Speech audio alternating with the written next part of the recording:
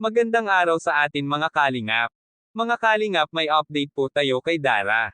Pero bago po yan mga kalingap, kung bago pa lamang kayo sa channel ko, baka naman po pwedeng pa-like and subscribe my channel para lagi po kayong updated sa aking videos. At huwag din po natin kalimutan mga kalingap na pakisuportahan ang ama ng kalingap na si Val Santos Matubang at Kalingap Rob Matubang, pati na rin ang viewers at reactioners. Maraming salamat po. Mga kalingap, sobrang saya ng magkapatid na si Dara at Bea dahil makakasama na nila ang kanilang tatay habang buhay na. Naninibago mga kalingap ang dalawang magkapatid dahil dati sila lang dalawa, ngayon tatlo na sila magkakasama. Kaya pala mga kalingap, hindi ito basta-basta nakakauwi ang tatay ni Dahil. Grabe din pala ang hirap ng kanyang pinagdadaanan, hindi naman daw ito tuloy-tuloy ang kanyang trabaho kaya hindi gaano kalakihan ang kanyang naipapadala sa kanyang mga anak. Kaya laking pagpapasalamat niya nung natagpuan ng Team Kalingap ang kwento nila Dara at Bea.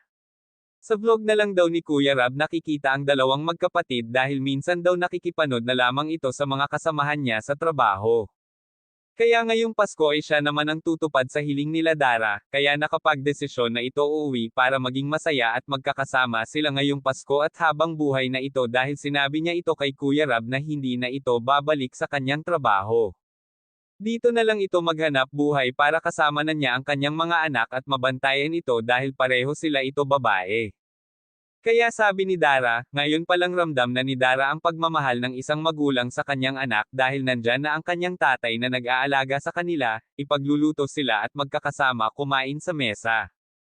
Kaya sabi ni Dara masaya ang kanilang Pasko at nagpapasalamat siya una kay God dahil tinupad niya ang kanyang hiling, nagpapasalama din ito sa buong Team Kalingap at sa lahat ng mga sponsor at tumulong sa kanilang magkapatid. Kaya mga Kalingap, hanggang dito na lang muna ang update natin kay Dara, abangan po ulit natin amang susunod. Maraming salamat po. Thank you for watching and God bless us all.